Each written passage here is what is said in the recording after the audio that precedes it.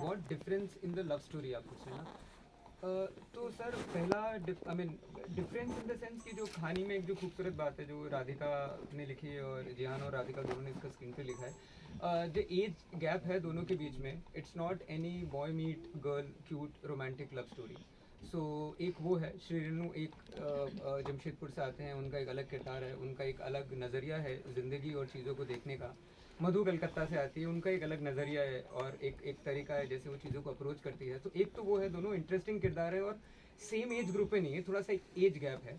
और दूसरा जो वर्ल्ड से ये बिलोंग करते हैं, जहाँ से श्री आते हैं जो जमशेदपुर है, और उनका जो एक परिवार है जहाँ वो परिवार पला बड़ा है और जो वैल्यूज़ वो होल्ड करते हैं, as opposed to same goes with Madhu, है ना। और तो उसके अलावा एक कहानी शुरू होती है एक प्रेम कहानी से, कैसे दो किरदार मिलते हैं और इस एज ग्रुप में है। तो it's not just about a teenage boy falling in love, you know. एक एज है, 40 वर्षीय पुरुष हैं, तो जब कुछ नहीं मिलता है इश्क उस उम्र में, या नहीं मिला हो, तो बहुत सारे भाव से आपका जीवन गुजरता है ना। तो वो इन चीज़ों को खास बनाता है। और उसके आगे जाके एक पॉइंट की बात मैं ज़्यादा नहीं एक्सप्लेन कर सकता बिकॉज ट्रेलर में इतना ही है। तो बाकी चीज़ें हैं, और उसके अलावा जो वर्ल्ड है, जो बाकी के किरदार हैं, सब कैसे शरीक होते हैं प्लॉट में, और कैसे दोनों के नज़रिए बदलते हैं इश्क को लेके, और जो रोमांस आज के जनजीवन में एक्सप्लोर किया जाता है। तो मोटा मोटी आई गेस मैं समझा पाया आपके सवाल को। जी चाहूँगी विवेक जी, जैसे कि आपने कहा कि एज डिफरेंस है, जिसको कहते हैं मई दिसंबर रोमांस, या इस तरह के वर्ड आजकल के बच्चे यूज़ करते हैं। हाँ, तो इस तरह की जो स्टोरीज होती हैं उनको स्क्रिप्ट के लेवल पे बहुत बारीकी से संभालना कितना डिफ़िकल्ट था इस स्टोरी में, बिकॉज वो बिल्कुल डिफरेंट वर्ल्ड के हैं, ये बिल्कुल डिफरेंट वर्ल्ड की हैं, तो उसको स्टोरी के लेवल पे आपको कितना चैलेंजिंग लगा? चैलेंजिंग नहीं कहूँगा मैं, मज़ेदार कहूँगा। सफ़र बहुत मज़ेदार रहा था जब राधिका ने कहानी लिखी थी और फिर जेहान के साथ हमने स्क्रीन प्ले जब डेवलप किया था। उन सब चीज़ों का ध्यान रखा गया कि जो एज ग्रुप है और जिस तरह से हम किरदारों को दिखाएंगे, it should not look forced. और लेंसिंग भी एक वो लेंसिंग नहीं होनी चाहिए, even if you are showing कि यार इन पे दया करके वो देख रहे हैं कि अरे यार ये इतने वर्ष के हो गए, इनको जीवन में कुछ आ नहीं रहा है। Even if there is a aspect of loneliness, it should be a celebration of loneliness, you know. हर एक इमोशन का सेलिब्रेशन होना चाहिए, कि even if it's a companionship or even it's anything, because जिंदगी खूबसूरत है ना। तो कहीं ना कहीं वो फिल्म कोशिश करती है उस बात को कहने की, और यू नो कि लिसनिंग, ग्रोइंग एंड रीलर्निंग, ये जो तीन स्तंभ हैं, जो मुझे लगता है आप जैसे कोई मैं हमने बोलने की कोशिश की है, जो मधु और श्री का जो रिलेशनशिप है ना। तो उन उन उन उन ख्याल को ध्यान में रखते हुए हम आगे बढ़े और मस्ती की, मज़े किए, यही था ऑनेस्टली। बिल्कुल, मतलब याद आई क्या, मैं वहीं पे गया जहाँ पे चूरन खाता था, वहाँ पे चूरन That children traveled all the way to Calcutta for all of us. वो वैसे तो बहुत ही स्पेशल फिल्म है मेरे लिए, बिकॉज ये जमशेदपुर का ही एक बंदा है जो मैं किरदार प्ले कर रहा हूँ। और यू नो मैंने अपनी करियर रोमांटिक फिल्म से शुरू की है विद रहना है तेरे दिल में। तो मैं देख रहा हूँ पिछले 25 साल में रोमांस कैसे बदला हुआ है, और एज अप्रोप्रिएट रोमांस करने का जो मज़ा है वो कुछ और ही है। और इस फिल्म की खासियत वो है कि आजकल हम, जैसे दीपक कह रहे थे पहले, भीड़ पे रहते हुए भी ना हम बहुत अकेले हैं। यू नो हमें लगता है कि हमारी पूरी दुनिया वो डिजिटल वर्ल्ड में ही सीमित है। हम बातें भी वहीं पे करते हैं, अपना इमोशन भी वहीं एक्सप्रेस करते हैं, और इमोशन को हमने इमोजी में बना दिया भी। तो वो एकदम मतलब the word I'm looking for is very it's not just spontaneous, it's very frivolous.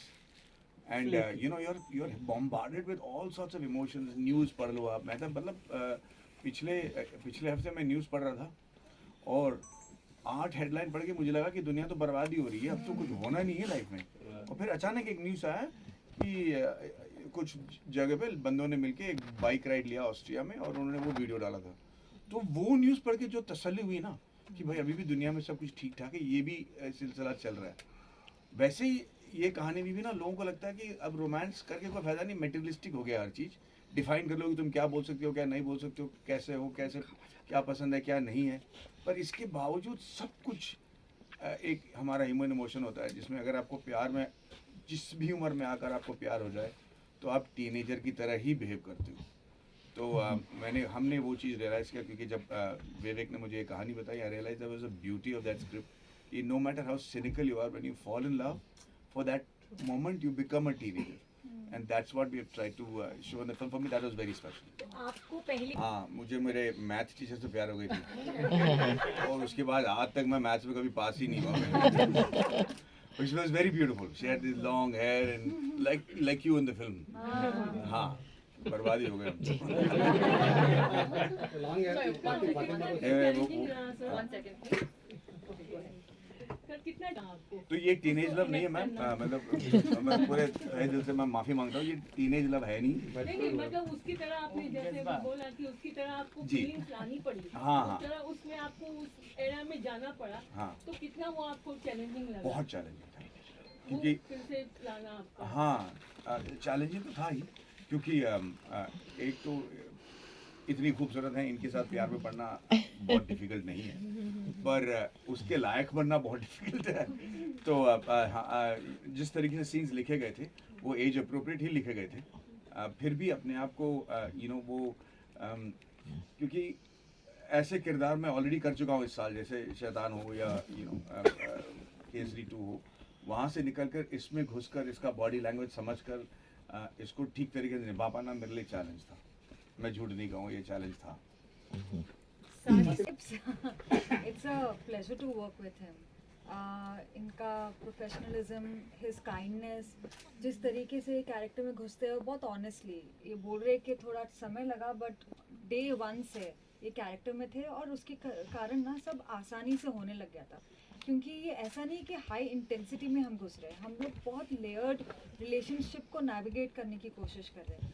और मेरे लिए पहली दफ़ा मैं ऐसा कोई कैरेक्टर प्ले कर रही हूँ, ऐसा जॉनर कर रही हूँ, तो मुझे नहीं पता था what I am getting into.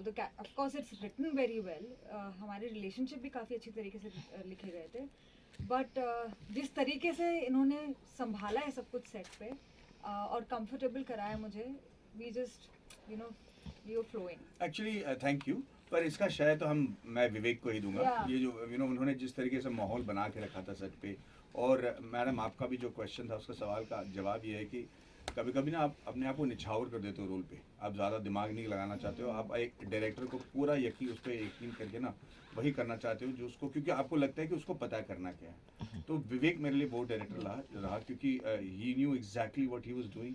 तो मुझे पता था कि मैं दायरे से अगर बाहर जाऊंगा तो वो मुझे ठीक संभाल लेंगे। एंड जिस तरीके से उन्होंने माहौल बना के रखा था, जैसे इट्स अ लव स्टोरी, और सेट पे कभी आपको आवाज़ नहीं सुनाई देगी या किसी का चिल्लाना या कोई लोगों का ईगो का प्रॉब्लम हो गया, कुछ नहीं। पूरे हालांकि बहुत क्लीशे लगता है बोलना कि but it was such a lovely, मतलब I used to look forward to going to this set, but that is rare, I know, very rare, that's so rare. लेकिन जहाँ तक इसका सवाल है कि आप बहुत she is very strict. Also wanted to ask what kind of love you love. Who you asking? All of us. Everyone. Fatima? बहुत सारे सवाल थे इसमें। Actually, long answer if you want, I can repeat. हाँ, तो मेरा because love is love. अभी of course time बदल गया है तो टेक्नोलॉजी आ गई है, जिस तरीके से जाहिर करते हैं वो अलग हो गया है, but you know what is love, it's beautiful and when you actually feel it, it's the purest emotion. तो लव को ना हम बोल सकते हैं कि पहले ऐसा था, अभी ऐसा है, बट अभी भी हम कितनी सारी कहानियाँ सुनते हैं कि लोगों ने सब कुछ छोड़ छाड़ के एक दूसरे के पास आने के लिए सब कुछ कर लिया। So love still exists. दूसरा क्या था? what kind of love you love. मैं तो सरेंडर होना चाहती हूँ, मुझे बड़ा मजा आता है रोने में, हंसने में, बेहाल होने में। मुझे ब्रेकअप में भी मजा आता है, मुझे 2-2.5 साल लग जाते हैं, but you know I love Nice. I love it. I am an actor, I love crying also, I love like the feeling of love, it's so beautiful, like that's when I am living and when I am on set. So ये दोनों बहुत ही similar हैं। Please add, someone wants to. So, I love the love that comes after falling in love. That's the वो बहुत rare चीज़ है वो। You know, पहले you fall in love, that first wave of excitement hits you, and then you get married, and then you become permanent, and then there is a love that comes. hopefully you become perfect. Yeah, well, I'm saying on all the good times, but and then there is another kind of love that happens, and I think the purpose of this initial romance is to light that fire, and requires you to stay committed to that love which is demanding, but at the same time very fulfilling. I'm a very romantic person as far as that sort of a love is concerned, where you just lean back. You know that you don't have to be your absolute best at all times. You don't you don't have to pretend. It's And not a then performance. and there is somebody who actually lifts you up all times, and you're the same thing for them. That love is very very blessing. Basically, you have to fall in love with the same person Again and again. Yeah, actually, that is true. Huh? You have to keep falling in love over and over and over again, and it becomes With more the and same more person. challenging. Yeah. Same इंसान के साथ.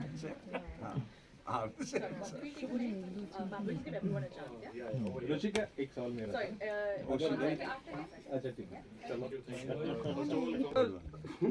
Wow, that's like a epic question. So, my parents were, they were, both working people, so they were always very encouraging of new things, to go out and find new stuff. चाहे वो काम में हो, चाहे वो अपने निजी जीवन में हो.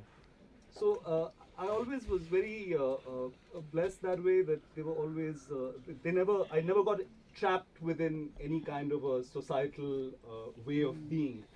And also when you decide to be an actor, then I think at one very fundamental level you also leave that societal thing which could entrap you behind, because you want to be as free as possible so you can play as many varied parts as possible. So I've been very lucky with that, with my parents. And as you keep working in the Indian film industry, there's all kinds of parts that you play, and that itself sets you free.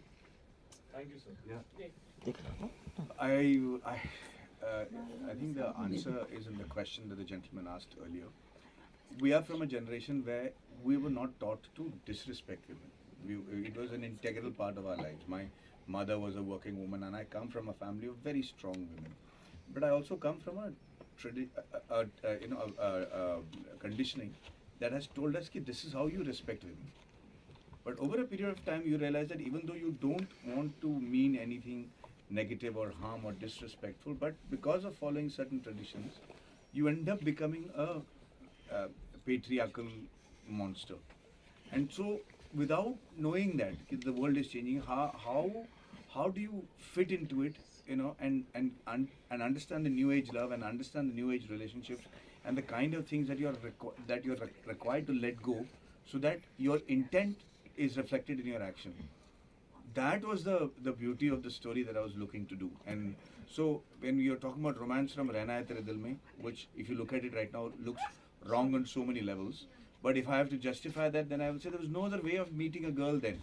If you are in a city and you want to meet a girl, there is only one way. You have to follow and find out where she lives and send her a chitti, bhaiya, ki aap interested ho ya nahi. Even in that, it was supposed to be respectful. There was, unlike other countries, we don't have a bar or a prom dance that you can meet your girlfriend, right? So, या तो train में मिलो, या bus में मिलो, या फिर घर पे जाके चीजें डालो. So that was how romance was then. Now we understand that is called, not appropriate right now. So then you start trying to toe the line and make sure that you're doing acceptable forms of wooing a woman, and then making sure that you're not offending her, right? So that has changed. But when you look at romance at an older age, like I said, living in a crowd, you still feel very lonely today. And that age when you find love, the way you behave is still exactly the same way that you would behave like in Rehna Hai Tere Dil Mein. That the first onset of romance is still the same. दोनों काफ़ी अलग है, तो but I think both are very honest. अपने emotions में, अपने intent में, दोनों की स्ट्रगल्स और दोनों जो कैरेक्टर्स डिफरेंट पड़ाव में हैं अपने रिलेशनशिप में. तो I don't know, honest probably is the word के दोनों के लिए. एंड व्हाट इज़ इंटरेस्टिंग कि मैं पहली बार एक बंगाली लड़की का कैरेक्टर प्ले कर रही हूँ. एंड बंगाली वुमेन नहीं, उनका ना एक अलग ही, they are very I don't know how to explain. बहुत नहीं, हाँ, feisty होती है, बहुत ही interesting होती है.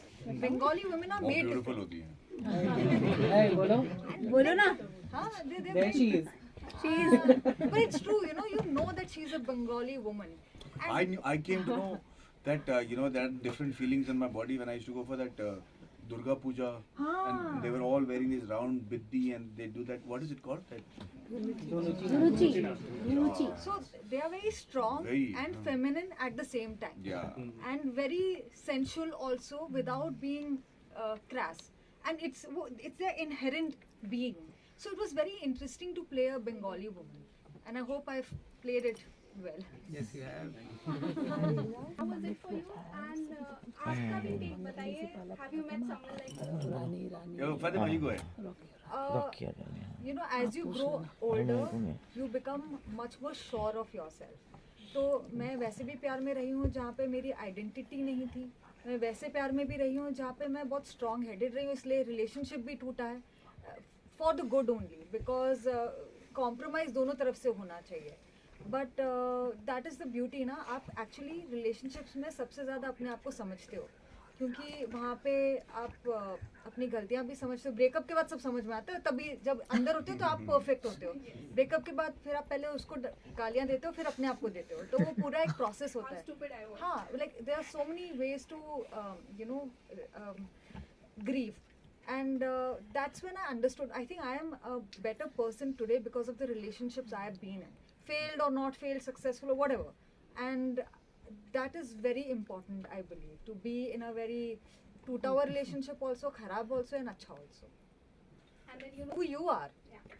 And you become a better person next time for somebody else. I want to be a better partner for somebody. I don't want to repeat my mistakes. And for you. For the first time, I haven't actually met her before too many times. But she brought the freshness of a novice who's coming to act for the first time. The eagerness that they have, the starry-eyed. It is very difficult to believe that from a child, she's been acting for such a long time, and she's been in the industry for close to 15 years now, or more? Yeah. More 20 years literally, right? I never felt that. And then I realized she also embodies the kind of women we're trying to show, where you're not a pushover. कि you want to fall in love with that sort of a woman because वो बराबरी वाला प्यार का मतलब ये है कि जो डिसीजन आप ले रहे हो उसी डिसीजन पे वेन करने के लिए उनके पास इंटेलिजेंस भी है, स्ट्रेंथ भी है और नॉलेज भी है. तो एक ज़माने में होता करते कि भैया हमको पता है हम क्या कर रहे हैं, आप रह जाओ. वो आप बोल ही नहीं सकते और आपको बोलने लायक, आपको बोलने का मौका भी नहीं देते, because that's how advanced and how powerful that female force is. At the same time embodying everything that women are supposed to be, also nourishing, also producing, also being the mother of the situation. So that was, for me, it was very fascinating to re-understand how women are today, and Fatima is exactly that, what she's playing in the film, and that was awesome. That was beautiful. Thank you so much. बहुत मतलब हर relationship का meaning of compromise ही अलग होता है. But I think अपने values वो नहीं compromise करने चाहिए कि आपके लिए क्या सही गलत है. मतलब किसी से बदतमीज़ी से बात करना शायद आपके लिए सही नहीं होगा, या किसी को मारना सही नहीं होगा, जैसे मेरे लिए नहीं है. तो मैं वो चीज़ पे कॉम्प्रोमाइज़ नहीं कर सकती, मैं वायलेंस को कॉम्प्रोमाइज़ नहीं कर सकती. तो ऐसे पार्टनर के साथ रहना मुश्किल है जो आपके वैल्यूज़, जो कोर वैल्यूज़ है, उससे मैच नहीं करता. I think as a man मैं बताऊंगा कि हर एक रिलेशनशिप, चाहे वो रोमांटिक हो चाहे वो फ्रेंडशिप हो, मुझे सबसे ज़्यादा है वो रिस्पेक्ट. अगर वो रिस्पेक्ट वो अलग अलग तरीके से मैनिफेस्ट करता है अपने आप को, पर बेसिक रिस्पेक्ट अगर नहीं है ना, तो वो रिलेशनशिप का मतलब कंटिन्यू करना मेरे लिए, मतलब मेरे हिसाब से बड़ा मुश्किल हो जाता है. तो और जो रिस्पेक्ट मैं चाहता हूँ कि मुझे मिले, वही रिस्पेक्ट मैं देना भी चाहता हूँ, और उसके लायक इंसान को होना ज़रूरी है. So I think for me that one word is very important. Thank you so much. I think our superpower is diversity. We are in this room today talking about love. 2 months ago, we were talking about heists. A month from now, we'll be talking about hopefully something even more interesting. I think as Netflix, we're talking to a very broad India, and no two people are the same, and therefore no one title will appeal to everybody. And we really like to exercise the superpower. I think the only thing we keep at the center of a selection of a story is the audience. Does this resonate with somebody? Is this a lived experience of someone? Is it inspirational? Is it aspirational? If it falls in one of these buckets, we're very excited, and if it doesn't, we're also very excited. I remember saying this to a new creator. Vivek, of course, has done his debut with us in Meenakshi, and now he feels like the seasoned filmmaker. But I said this to someone, whether this is your first story or your 100th story, we really hope that Netflix is the home for it, because we truly believe that we put our audience before everyone else, and our stories, like stories rule the world, I think, and storytellers, the ones who weave magic, are the ones who will constantly move decades and generations. Today, you all are sitting in a room talking about Rehna Tere Dil Mein. Someone was just born, someone was in school. 20 years from now, someone else will be programming for Netflix. It will still remain, and they'll do an even better job. But hopefully, they'll say, "Arey, you made Aap Jaisa Koi" way back in 2025. And really, just the foreverness of stories, I think, is what we strive for. And not every story has to be forever. Sometimes it's good to be forgotten. You have those box office films that do a great weekend and everyone forgets about it. So just something for everyone. Yeah. That's all we try. That's all we try. विवेक मेरा Sorry. Yeah, we'll start with Namit and I'll just go ahead with it. मैं सिर्फ ये आपके सवाल का Yeah. पहला हिस्सा था, पार्ट 1 था. बात हुई, मैं भूल गया शुरू में. अगर पार्ट 2 तक पहुंचेंगे. Appreciating the lighting to Debujit is the Cinematographer, yeah. Absolutely, absolutely. He's done a fabulous job. All of us are looking good, and it's really captured Jamshedpur and Calcutta, the way it's been captured. You know, the essence of the city and the essence of what the city means to these characters and how it lives inside us is, I think, it's going to be evident. It's evident in the trailer, and when you see the film, it's going to be evident. But talking about, you know, characters and how we work on characters and how we navigate through this very, you know, playing the hero's friend is it is tough, but I think the conversations that you have with your director, and I would really like to give it to Vivek in this case, because when I had the first conversation with him and I said कि यार okay hero का friend है, अब how do the conversations were very right. We knew that, you know, and you know, it's all about choices. Otherwise, see, everything is right अगर आप ऐसे, if you just place it under something, but what is the umbrella and what are you placing and what are you choosing becomes the film, becomes the character, and those choices primarily are led by Vivek. Yeah. So I always say it's not about what you choose, it's always about what you don't choose. And he was very clear that, you know, कि यार ये वो उस type का tone नहीं होगा कि जो सिर्फ आके जो है एक joke मार के निकल जाएगा. It's going to be a very real character, and aptly, it was really a privilege working with Maddie sir, because he was there constantly making it real, you know. And the first day of shoot, I remember, you know, the first shot itself, there were certain choices that I had come up with, and he immediately told me कि यार Namit, ये choices मत लो, because then, you know, then you're going in that path. It has to feel like a conversation. If the camera is not there, and immediately, you know, we knew that we are going to make it real. Lovely. And that's what makes it exciting. And then obviously working with sir, you know, who's मतलब he's stretching himself. Like मुझे जो है शर्म आ जाती थी कि 4:30 के call time में इनका जो है काम जो है खत्म हो गया है, और 5:30 बजे मॉर्निंग शॉट के लिए ये क्यूज के लिए भी जो है he's waiting for us. I mean, really, he is the OG. He's just amazing. Love you, brother. Thank you. No, but I was saying, I just wanted to add to that. Please. So, you know, we are supposed to be friends for 40 years. I'm playing a 40 plus guy. So we're supposed to be friends from bachpan. So when you do the first scene together, even though he and I have barely met, reading ke liye, we had to do it at different timings because of the shoot. But on the first scene itself, nobody's going to forgive you कि आपने पहला scene shoot किया, चलो उसमें दूध भात आपको माफ कर दिया, इसमें friendship नहीं दिखाई दे रही है. But the first scene itself, Vivek had probably set up the shot in such. I'll never forget that first scene that we shot together, because it's a highlight in my life, because I learned so much on that particular day. कि chemistry can happen instantaneously also. So when we were doing that scene, I saw the shot and I said, bloody hell, I am not this close to my real friends in real life यार।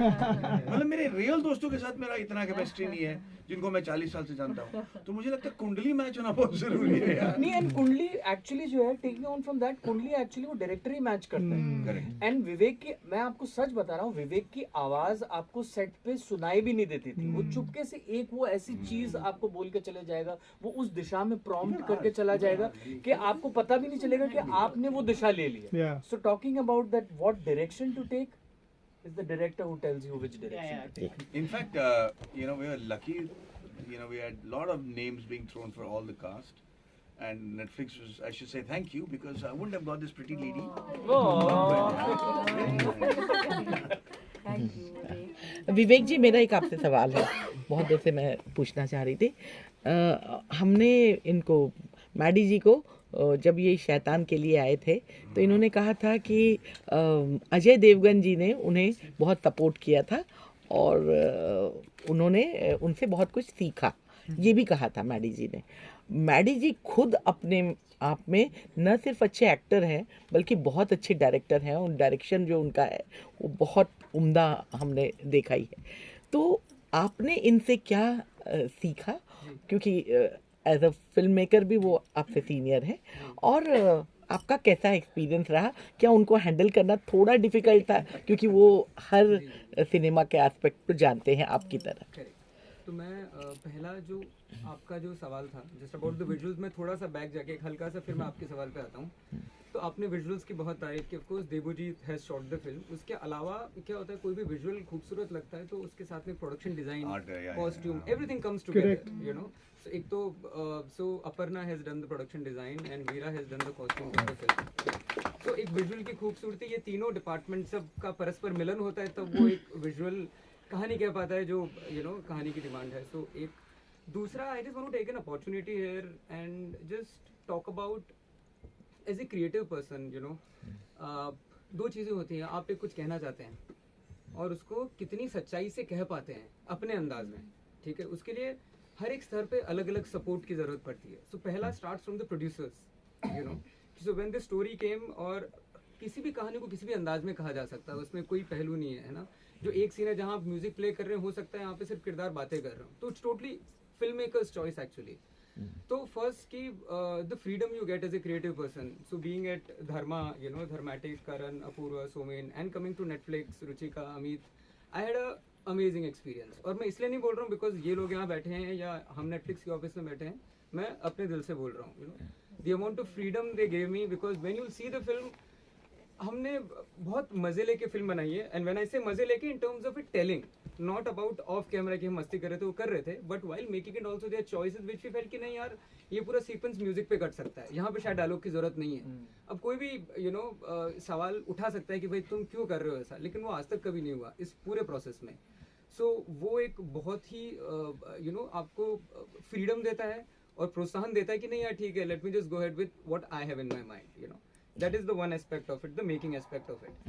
Second is just to have your sorted team around you. Because क्या होता है, as a director आपका काम अच्छा लगता है अगर आपके आसपास जो हैं वो इतने खूबसूरत है अपने काम में, all the HODs when I say, and then the cast of course, you know, Aisha ma'am, Manish sir, Namit, Maddie sir, Fatima, all are wonderful actors यार। मतलब of course राधिका, जेहान, दोनों ने बहुत ही बखूबी से कहानी को लिखा है, बट एक अच्छा एक्टर जब आपको एलिवेट करना जो बोलते हैं ना, वो एक अच्छा एक्टर एलिवेट करने में बहुत मदद करता है डायरेक्टर की, यू नो। जो छोटे से नुआंसेस वो जो लेके आ जाते हैं और सडनली वी गेट सरप्राइज, अरे यार ये तो हमने सोचा ही नहीं था। So not just these, the rest of the whole family, everyone, you know, has put in there 200%। और तीसरा जो मैडी सर पहले बोल रहे थे, to surrender to the maker, वो किसी भी डायरेक्टर के लिए उससे कंफर्टेबल चीज नहीं होती when you know that cast and crew has surrendered, you know, so that you don't have to explain a point again and again. देखो डिस्कशंस के तौर पे होते हैं कि अच्छा आप किस तरह से ये करना चाह रहे हैं, ये ऐसा क्यों है, वो ठीक है, लेकिन you also sense it when people are questioning it, but why am I doing this. एक क्यूरियोसिटी होती है, वो ठीक है, but when you are questioning it means you are judging it. So वो कभी महसूस नहीं हुआ मुझे, though they are very senior, all these people, it's my just second film, you know, they have worked on so many films. But that's also because you know what you want. And it is only possible when the director knows what he wants. दोनों चीजें, मतलब you know, just comes together and Because you know you're the captain of the ship. Correct. I mean, yeah, it's very sweet of her. But boy, she's right in terms of कि somewhere these people also feel that assurance, and somewhere I also in a way feel assured that these guys have given their total 100% to it. So that way it was a very amazing experience. बहुत ही मजा आया because everyone had surrendered and pushed themselves. And coming to the third point of it, आपकी Maddie sir के साथ कैसा रहा, कितना कुछ सीखने को मिला है? बहुत सीखने को मिला, to be very honest with you. Sometime कुछ हम एक सीन कर रहे हैं and then he'll just improvise something in a way which I never thought of it, कि यार what if I do something like this, and हम करके देखते थे और वो बहुत खूबसूरत लगता था. अगर मैं उस चीज़ पर अड़ जाता, नहीं सर मुझे तो ऐसा ही चाहिए, it might not have reached where it has reached, and also as a director आप बोल रहे हैं ना, तो I'll say कि as an actor इनकी खूबसूरत बात ये थी कि he never let his director come when he's acting. So he'll have his opinion, and as I mean, आपका एक सवाल ये भी था कि कुछ मुश्किलात हुई या डिफिकल्टी हुई, नहीं ऐसा कुछ हुआ नहीं. हमारे कुछ पहली मीटिंग हुई, हमने कहानी पढ़ी, डिस्कस किया, उसके बाद we had 3-4 days of readings with Fatima and with rest of the families. जो भी पर्सपेक्टिव हुआ वो उस वक्त बिल्कुल तफसील से डिटेल में डिस्कस किया हम लोगों ने कि ये है तो क्यों है, ताकि when we go on set we are just shooting on shoot, अगर कुछ एक मतलब एक इंटरेस्टिंग थॉट आता है तो will improvise on it. But whatever it is, we have discussed it to the T when we were prepping. So he never let his director came into the place कि नहीं यार why are you shooting this scene like that. He never questioned. And on set also, even at times when he was not, he surrendered कि नहीं यार maybe this guy knows it, let me just do it. And yet just adding to that, you know, and just giving you an example how it works and how experience actually talks.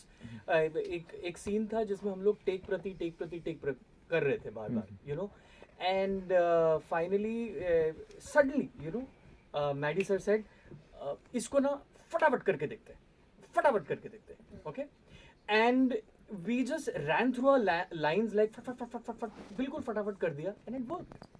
That is experience, and that's also being very safe in a very safe space कि उन्होंने direct नहीं किया, but just वो जो added experience होता है ना कि आपको पता है कि क्या वाइब इस टाइम पे चल रही है और क्या कहना है और किस तरह से इस सिचुएशन से नेविगेट करना है. सो दोस दैट्स जस्ट. पर एक मुश्किल हुई है मुझे काफी. So she's just answering. एक बहुत बड़ी नहीं it's okay. इनको देख के मुझे माधवन सर की वो मैथ्स टीचर याद आ रही है. तो एक जो बड़ी मुश्किल हुई, इन्होंने सेट पे बहुत मिठाई लाई है, इन्होंने और विवेक ने. ये लोग इतना खाना नहीं गाली दे रहे हो कि थैंक यू बोल रहे हो? नहीं थैंक यू नहीं बोल रही हूँ, उसके बाद मेरा वेट बढ़ गया है, तो ये बड़ी मुश्किल है. लाइफ भी क्या है without having that golden rasgulla यार. One golden rasgulla you can have, not 10.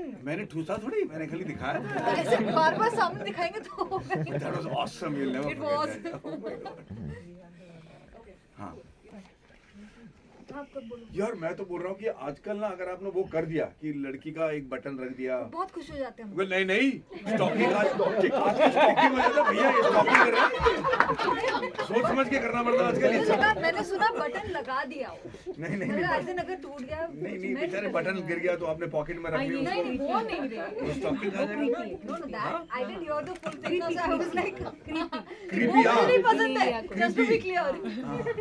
तो वो सब मद्देनजर रखते हुए आजकल हमको रोमांस करना पड़ता है भाई साहब. तो एक जमाने में वो क्यूट था कि आपने फूल रख लिया. इनफैक्ट वो रहना तेरे दिल में भी वही था कि मैंने कप उठा के रख लिया. पर आजकल वो क्रीपी और स्टॉकिंग हो गया.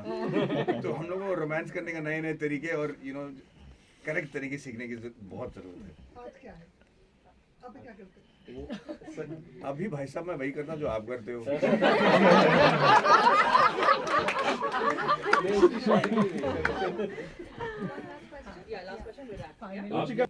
मैं इसमें एक ऐड कर देता हूँ. आपने thank you so much. I think firstly Netflix पे किसी को हमें इम्प्रेस करने की जरूरत नहीं है, क्योंकि हम वो काम करते हैं. हम चाहते हैं कि आप हमसे इम्प्रेस हो.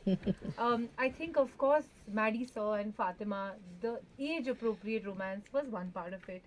Vivek's beautiful craft was another part of it, but the fact that there are very interesting relationships that enable you in your life, and without them, कभी हम बोलते हैं compromise, but those are choices. अगर हम पूरी जिंदगी बोलते रहे मैंने ये छोड़ दिया, I've compromised this, as against I made a life choice, and very often those life choices are not made in a limbo.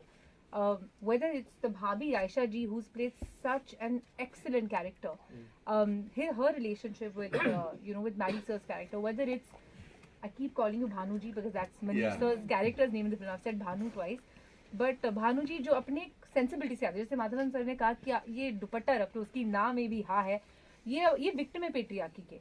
So just to see the dynamic, and of course he, like I said, that you know we all have that one friend who will give you the worst advice, saying, "Oh, she did this, मतलब ये है." वो चाहिए दोस्त, क्योंकि आपके जो self respect को, आपकी जो कॉन्फिडेंस को बरकरार रखता है, वो दोस्त है. Every character comes to it with their honesty. They are not only a part of it to let this love story move forward. क्योंकि कभी कभी देखते हैं कि बाकी जो किरदार है उनका कोई डिमेंशन नहीं है. ये भाभी है, ये भाई है, ये दोस्त है.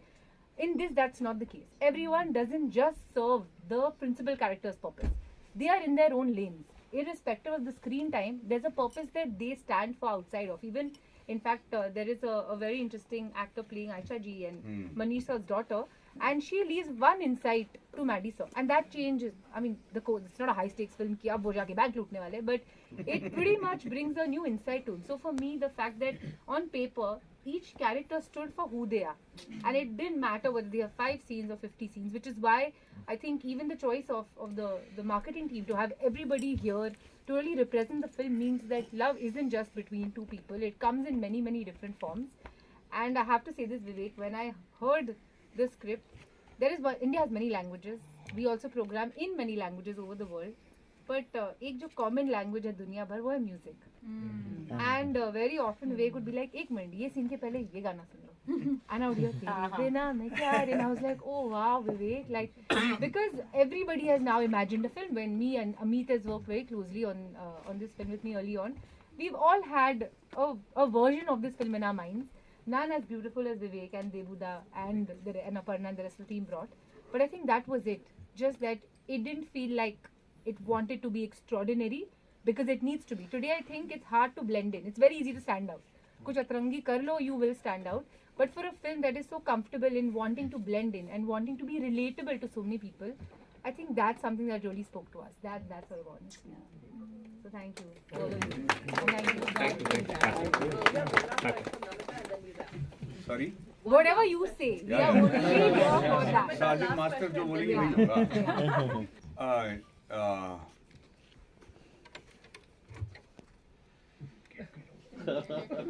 यार मैं अभी रियलाइज कर रहा हूँ कि मेरे बेटे का जो जनरेशन है वो मेरे से ज़्यादा वाइज है, तो उनसे मुझे एडवाइस लेना पड़ रहा है. पर एक चीज़ आती है तजुर्बे के साथ, which is the experience that I have. So just to repeat the same answer, but मैं उसको हमेशा बोलता हूँ कि if you do not know how to respect somebody, you've lost the biggest battle of life. It doesn't matter who you are. Even आपको किसी से लड़ाई करनी है या किसी को आपको क्रिटिसाइज करनी है, बिजनेस में एक कहावत है कि अगर आप किसी को हायर करते हो तो बड़े प्यार से हायर करना, लेकिन आप फायर करते हो तो उससे ज़्यादा प्यार से फायर करना. वो एक धर्म है. सो आई थिंक मैं वही, मतलब तजुर्बे के साथ मैं वो कहूँगा कि जिनके साथ मैं काम नहीं भी कर रहा हूँ या हमारी बातें नहीं मिलती हैं, उनके साथ आज भी हमारा रिश्ता बरकरार है. So I would say respect is one of the most important thing that is very lacking. I would ask him to respect the people he is working with and whoever he falls in love with that most. Wonderful. Aisha, from you, when 2 seasoned actors come to तो देवर काफी naughty होते हैं, शरारती होते हैं, है ना, बहुत सारी मस्ती ऑफ कोर्स सेट पे भी हुई होगी. सो अगर रियल लाइफ में माधवन आपके देवर होते तो आप उनसे एडवाइस लेती या उनको एडवाइस देती? मैं लेती. सीधा लेती. Because see, he is a very warm person. तो जब आप सेट पे जाएंगे, he never gave me the impression कि ये माधवन है, ये स्टार है, इनका ये है. He just, as Vivek said, that surrendering to the part. So when he came in, he was all in as that character, and it helps you as another actor when the सामने वाला is just there for you. He's acting. He's not glazed over. Like he's giving you so much कि आपको मजा पहले minute से ही आने लगता है. So knowing him, and I think I would learn a lot from him. So I would say advice लेती. सफेद बाल का ये एडवांटेज. और वो क्या एडवाइस होती है वैसे तो अभी कैची खींचने वाला है वहाँ से ना. प्लीज स्टॉप करके. Thank you everyone.